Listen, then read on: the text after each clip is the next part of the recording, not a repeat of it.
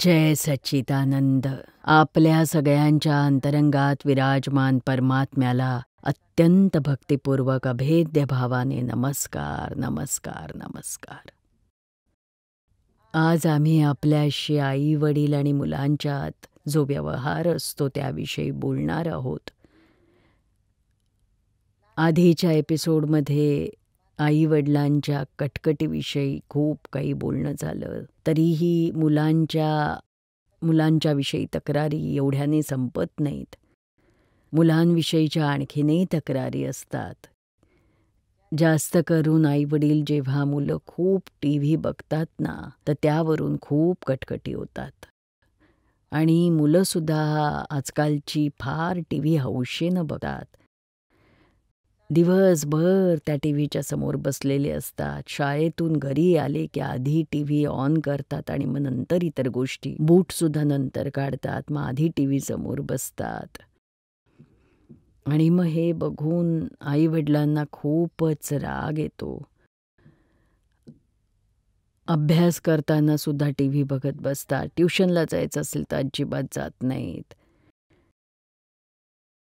तर याच्या मागे खूप मोठी सायकॉलॉजी काम करत असते. जेव्हा तुम्ही मुलांना रागवता TV बघण्यावरून आणि त्यांना सांगता की तुम्ही TV नाही बघायचा, तर त्यांच्या मनात जो अहंकार आहे तो मुलांच्या अंतरंगात खूप अहंकार असतो. तो फार उफाळून येतो आणि तो समोरचं दिसेल ते जितक्या फोर्सनी नका बघू तेवढ्या फोर्सनी त्यांचा अहंकार विरुद्ध दिशेला जाईल की नाही मी तर बघणारच. मनात तो अहंकार असेल, पण बाहेर जी थोडीशी नम्रता दाखवतो त्यामुळे बाहेर काही बोलत नाही, पण आतून तर निश्चय करतो मी तर TV बघितल्याशिवाय राहणारच नाही. म्हणजे जेवढा आपण त्याला फोर्स करतो नको बघू, तेवढ्याच फोर्सने तो बघत राहणार. अशा तऱ्हेनं त्याच्या अहंकारात विकृती यायला लागते. अशा वेळी काय करायचं आईवडिलांनी? त्यांच्या त्वरित हे लक्षात यायला हवं की त्याचा अहंकार विकृत होतोय. तो मनातल्या मनात असेल तोवर कदाचित पत्ता लागणार नाही, पण कधी कधी तो तोंडाने उत्तर देईल की यात वाईट काय आहे? सगळी मुलं बघतात, मी एकटा थोडीच बघतो. बघा माझा मित्र तो आहे, सुरेशसुद्धा बघतो, चंदनही बघतो, मयंकसुद्धा बघतो, मग मीच का नाही बघायचं बरं? यात वाईट काहीच नाही. असं जेव्हा तो म्हणेल तेव्हा हे त्वरित लक्षात यायला हवं की मुलांची सायकॉलॉजी आपल्या विचारांपेक्षा विपरीत चालली आहे. मग अशा वेळी तिथे अत्यंत जागरूक राहून त्वरित उपाय शोधून काढायला हवा. जेवढ्या फोर्सने तुम्ही सांगाल तेवढ्याच फोर्सने तो उलट उतरतील. त्याचा अहंकार उलट्या दिशेला फेकला जाईल. म्हणजे आपणच त्याला तशी संधी देतोय त्या अहंकाराला विकृत ऑपोजिट डिरेक्शनला जायला. त्यावेळी पालकांनी समतेत राहून ओरडणं आणि कटकट करणं हे अगदी बंद करून टाकायला हवं. त्याला प्रेमाने समजवा.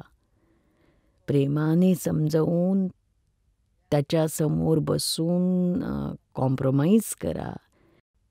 स्पेशली आया बघा, परीक्षेची वेळ येते तेव्हा इतकी डोकेदुखी असते, इतका त्रास. मुलं अभ्यास करत नाही, TV बघत राहतात, सतत खेळत राहतात. आईला खूप अरे इतकंच काय, तर आम्ही बघतो मुलांची परीक्षा जवळ येते तेव्हा मुलं तर आरामात झोपतात, पण आई रात्रभर चिंता करत बसते. झोपत नाही, इतकं टेन्शन येतं तिला. असं करून तुम्ही मुलं तुमची नाही सुधारू शकणार हो. आणि त्याचा विपरीत परिणाम होईल. आमच्या काही आमचे पालक आमच्यासाठी कधी टेन्शन चिंता करायचे का? रात्रभर असे जागायचे का? नाही, त्यांना तर पताही नसायचा की मुलांची परीक्षा चालू आहे. आणि हे आजकालचे पालक इतकं टेन्शन घेतात की मुलं निष्काळजीच बनतात. घेऊ दे त्यांना टेन्शन, आपण टेन्शन फ्री व्हायचं. म्हणजे अगदी चुकीच्या मार्गाचा अवलंब करतात आईवडील. मला आठवतंय जेव्हा मी माझ्या लहानपणीची गोष्ट आहे ती सांगते. खूप लहान होते. शाळेत शिकत होते जेव्हा जेव्हा परीक्षा यायची, तर मी माझ्या आईवडिलांसमोर इतकी जोरजोरात भोकाड पसरून रडायची, ओरडून ओरडून रडायची. आई-वडील विचारायचे, की "बाबा काय झालं? का रडते तू?" तर मी आई-वडिलांना सांगायचे, की "बघा, माझ्या सगळ्या मैत्रिणी आहेत, त्यांचे आई-वडील नेहमी त्या माझ्या मैत्रिणींना सांगतात, की तू अभ्यास कर, वाचत बस. पण तुम्ही तर मला कधीच सांगत नाही, की तू अभ्यासाला बस." असं म्हणून मी बोकाड पसरून रडायचे. तर माझे आई-वडील का मला सांगत नाहीत अभ्यासाला बस? तर माझे आई-वडील म्हणायचे, की "बाळा तू तर अभ्यास करते, हुशार आहेस, पहिला नंबर येतोच तुझा, अभ्यास कर सांगायची काय गरज? तू नीट लक्ष देते शाळेत, तुझ्या लक्षात राहतं सगळं. म्हणून आम्हाला सांगायची गरज पडत नाही." तरी मला वाटायचं माझे आई-वडील का नाही सांगत बरं मला? पण आज बघाल तर सगळं विपरीत. आजचे आई-वडील दिवस-रात्र कटकट, कटकट सूचना करतात, कटकट करतात अभ्यासासाठी मुलांच्या मागे. ज्यांना अभ्यास करायचा आहे ना, ते चटकन करतात अहो. म्हणून पालकांनी याचा विचार करायचा, की कधी कटकट करायची आणि कधी कटकट करायची नाही. आपल्या सांगण्याने जर मुलं ऐकत असतील, तर मग त्या सांगण्याला अर्थ आहे. आपल्या बोलण्यानंतर जर त्यांनी टीव्ही बंद केला, तर पालकांनी त्यांना सांगणं बंद करायला हवं. त्याचा परिणाम बघायचा. त्यांच्यावर जबाबदारी पडू दे जरा. आमच्याकडे एक ताई येते. तिचा मुलगा 13 वर्षांचा आहे. तर तिला कायम या आईला कायम हा प्रश्न पडायचा. कटकट करायची आपल्या मुलामागे. अभ्यास नाही करत, सतत खेळत राहतो. बरोबर परीक्षेच्या वेळेला सुद्धा अभ्यास करत नाही, खेळत राहतो, टीव्ही बघतो. आणि म्हणून मग तिनं घरातून टीव्ही काढला. तो मित्राकडे जाऊन बघायला लागला. तर ती आमच्याकडे आली, की कसं काय याला मुलाला मी पटवू, समजवू. आम्ही सांगितलं, काहीच त्याला सांगायची गरज नाही. तर म्हणाली, सांगायला तर हवं, रिझल्ट पुअर आलाय. आम्ही म्हटलं, तरी आता मुलाला काही सांगणं बंद करून टाक. किटकिट बंद कर. किती करशील, कुठवर? त्याच्यावर त्याच्या मनावर परिणाम नाही होते. ज्या गोष्टीचा परिणाम होत नाही ते बोलायचं नाही. तिला समजलं, तिनं बंद केलं बोलणं. जशी तिने आपल्या मुलाला बोलणं बंद केलं, खटखट बंद केली, तसतसं हळूहळू सावकाशपणे तिचा मुलगा अभ्यासात जास्तीत जास्त लक्ष घालायला लागला. इतकंच नाही तर तो आपल्या आईला काय सांगायला लागला, "मम्मा, तू जेव्हापासून मला ओरडत नाहीस ना, मला काही चांगलंच वाटत नाही. तू जेव्हा ओरडायचीस ना, तेव्हा अभ्यासात जास्त छान वाटायचं. आता तू ओरडत नाहीस तर चैन पडत नाही. तू ओरड म्हणजे माझं अभ्यासात चांगलं लक्ष घालेल. तू ओरडत राहा." बघा, मुलगा तोंडावर आपल्या आईला म्हणतोय, की "का बरं मला ओरडत नाहीयेस?" म्हणजे केव्हा त्याची अशी मानसिकता तयार झाली, जेव्हा आईनं कटकट करणं बंद केलं आणि जेव्हा ती सांगायची तोवर त्याची तक्रार होती, की माझी आई उगाच कटकट, कटकट, कटकट करत बसते कारणाशिवाय. कशाला करायचं सांग? त्याला ते आवडतही नव्हतं आणि आता आता ती त्याला सांगत नाही तरी त्याला आवडत नाही. पण त्याचा परिणाम काय झाला, की तो चांगल्या प्रकारे पास व्हायला लागला. खूप प्रगती झाली त्याच्या अभ्यासात. म्हणून तुम्हीही मुलांच्या बाबतीत हा हा उपाय करून बघा. काय हरकत आहे? इतकी वर्ष तर सांगून, बोलून तुम्ही तपासून बघितली स्वतःची ताकद आणि आता न बोलून काय फायदा होतोय, तसंही तपासून बघा मग जरा. आमच्याकडे एक ताई येते, ती सांगत होती, की मी माझ्या मुलाच्या मागे खूप कटकट करायचे अभ्यासासाठी. माझा मुलगा खूप हुशार होता. चांगल्या मार्कानं पास व्हायचा, पण मी कटकट करायची. तेव्हा त्याला 80% मार्क मिळायचे आणि मग तुमच्याकडे आल्यानंतर हे सगळं समजल्यानंतर मी कटकट करणं बंद केलं. बोलणंच बंद करून टाकलं मी. त्यावरून त्याला सांगितलं, "बघ बाळा, तुझी जबाबदारी आहे. तू जे करशील त्याचा परिणाम तुझ्या आयुष्यावर होईल." आणि त्याचा परिणाम असा झाला, की मी खूप कटकट करायचे तेव्हा त्याला 80% मिळायचे आणि मी बडबड बंद केली तेव्हा त्याला 90% मिळाले. तेव्हा माझ्या लक्षात आलं की अरे इथे तर मी चुकत होते. तो तर ती स्वतःची जबाबदारी समजून खूप चांगल्या प्रकारे अभ्यास करतोय. टीव्हीवरून खूप पालकांमध्ये खूप मुलांशी कटकटी होत असतात. मुलं अजिबात ऐकत नाहीत. त्यावेळी काय करायला हवं? त्यावरचा उपाय काय करायला हवा? की आपल्या मुलांसमोर बसवून त्याबाबत कॉम्प्रोमाइज करा. त्यांच्याबरोबर निगोसिएशन करा. समजावून सांगून त्यातला सुवर्ण मध्य साधा. अगदीच सांगणं बंद कराल तरी चालणार नाही. फारच लक्ष घातलं त्यांच्यात तरी त्यांना त्रास होईल, मार्क कमी पडतील आणि म्हणून मध्ये सुवर्ण मध्य काढा. म्हणून जेव्हा पालक आणि पाल्य आमच्याकडे येतात, आम्ही त्यांना सांगतो की बघा एक काम करा, मुलांना समोर बसवा आणि कशा प्रकारे या तडजोड करायची ते आमच्याकडून शिकून घ्या. मुलांना सांगायचं की बघा तुम्हाला कुठल्या वेळेला टीव्ही बघायचा आहे ते तुम्ही नक्की करा. कुठली सिरियल बघायची आहे ते तुम्ही नक्की ठरवा आणि मग तुमचा होमवर्क झाल्यानंतर, सगळा अभ्यास झाल्यानंतर तुम्हाला ती परवानगी देऊ टीव्ही बघण्यासाठी. आजकाल तर मुलं आपला वेळ मागून घेतात. त्यांची सिरियल आवडती सांगतात. रात्री 9 ते 10 पर्यंत करोडपती बघायचंय कारण करोडपती व्हायचं असतं. हरकत नाही, काही हरकत नाही. त्यात काही वाईट नाहीये. कॉमन सेन्स वाढवण्याच्या गोष्टी आहेत. पण असं करोडपती बघता बघता थोडीशी स्टाईल कधीतरी अमिताभ बच्चनची सुद्धा करायला लागतात मुलं.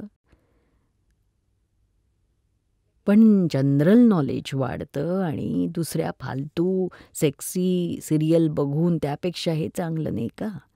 अशा वेळी त्यांना हो म्हणायचं. त्यात काही वाईट नाहीये. तर अशा सिरियल त्यांना जे काही आवडत नसेल तर ते नक्की करा. तेवढा वेळ त्यांना परवानगी द्यायला हरकत नसते की रोज अर्धा तास तुम्हाला मिळेल. रोज पाऊण तास किंवा अर्धा पाऊण तास त्यांच्या इच्छेनुसार जसा त्यांचा अभ्यास त्यांनी लवकर संपवला तर जास्त बघू द्या. मग मुलं तयार होतात आणि त्यांनाही हे पालक रोज कटकट करतात ते आवडत नाही. आणि आईवडिलांनाही शांतता लाभते की चला सगळा दिवस तेच करण्यापेक्षा हे बरं आहे. आणि मग मुलांकडून कबूल करून घ्यायचं की जेव्हा परीक्षा येईल त्यावेळी मात्र महिनाभर अजिबात टीव्ही बघायचा नाही, अजिबात खेळायचं नाही. मग पुन्हा सुट्टीत तुम्हाला टीव्ही बघायला जास्त वेळ दिला जाईल. सकाळी 1 तास, संध्याकाळी 1 तास, नॉट मोर दॅन दॅट. मग सुट्टीत मुलं म्हणतात आम्हाला बोर होतंय, आम्ही काय करायचं? मग आम्ही सांगतो की असा टीव्ही बघून, फक्त टीव्ही बघून तुमचं मॉरल कसं होईल? तुमचं काही इतर ज्ञान वाढणार आहे का? तुमची हुशारी अशी कितीशी वाढणार आहे? काहीतरी दुसऱ्या ॲक्टिव्हिटी करा. 2 तास टीव्ही बघणं ठीक आहे सुट्टीत. बाकी इतर काही नवीन करा. 2 महिन्यांच्या सुट्टीत काहीतरी प्रोजेक्ट करा. त्यामुळे तुमची इतर प्रगती होईल आणि त्यातून खूप आनंद मिळेल, प्रेरणा मिळेल आणि वेगळं समाधान असेल की नाही मी काहीतरी नवीन केलं सुट्टीमध्ये. नाहीतर सगळी सुट्टी बोर आणि कंटाळवाणी होऊन जाईल. कायम आजकालच्या मुलांचं पालकांकडे वेकेशन असली की हीच बुणबुण असते की mom I am getting bored, mom I am getting bored. त्यांना काही ना काही मन रमवण्यासाठी हवंच असतं की नाही. आजची पिढी हायपर आहे. ती मुलं अशी शांत बसू शकत नाहीत. आमच्या काळात एकाला एका कोपऱ्यात बसवलं तर सुट्टी संपेपर्यंत तो त्याच कोपऱ्यात बसायचा. खेळायला जा म्हटलं तर तेवढं जाणार, मग पुन्हा परत येणार. आणि खेळ तरी कुठले होते? विट्टी दांडू किंवा गोट्या. आजकाल तर किती सारे खेळ निर्माण झालेलेत सांगा. तर हा सगळा जनरेशनमधला फरक आहे. म्हणून मुलांना अशा प्रकारे काहीतरी प्रोजेक्ट द्यायचा वेकेशनमध्ये आणि शिवाय त्यांच्यासाठी बक्षीससुद्धा ठेवायचं. जर त्यांनी चांगलं काही काम केलं, काही नवा प्रोजेक्ट सक्सेसफुल करून दाखवला तर त्यानंतर बक्षीस दिलं जाईल. परीक्षेसाठी सुद्धा बक्षीस द्यायचं की बाबा म्हणजे 60% मिळाले तर हा गेम किंवा व्हिडिओ गेम आणून देऊ किंवा 75% 85% तर सायकल आणून देईल किंवा 12thमध्ये 90% मिळवले तर मग स्कूटर आणून देईन. जे काही बक्षीस द्या त्यामुळे त्यांना उत्तेजन मिळेल आणि जेव्हा ते हवे तेवढे आपलं मार्क मिळवून ते बक्षीस मिळवतात तेव्हा त्यांना आतून एक प्रकारचा अभिमान वाटतो की मी माझ्या मेहनतीने माझ्या हुशारीने हे प्राप्त केले, काहीतरी पटकावलं आहे मी. अशा पद्धतीने मुलांच्या मानसिकतेला त्यांच्या स्वाभिमानाला धरून चाला. त्यांना वारंवार टोकून ते डिप्रेशनमध्ये जातात आणि अशी अनेक मुलं डिप्रेशनमध्ये न जाऊ त्यासाठी आमच्याकडे येतात, त्यांच्या पालकांसह येतात.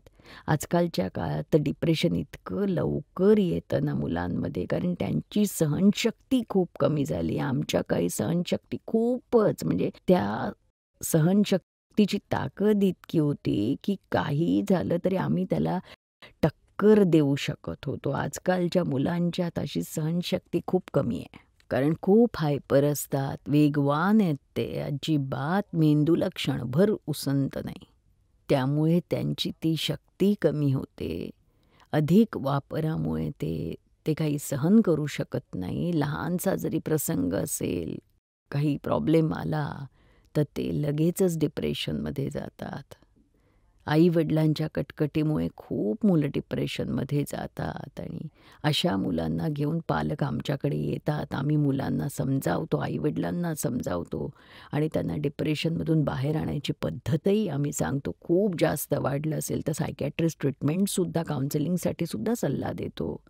आपल्या भारतामध्ये काउन्सिलिंगला इतकं जास्त महत्त्व नाही आहे, पण परदेशात तर खूपच कॉमन आहे ही गोष्ट आणि शाळेतसुद्धा काउन्सिलिंग असतं. तिकडे काउन्सिलर येतात, असे सगळे प्रॉब्लेम सॉल्व्ह करतात. आता थोडं हाय एज्युकेशन असलेल्या हाय सोसायटीमधल्यासाठीच्या शाळांमध्ये आता थोडी काउन्सिलिंगची सुरुवात ही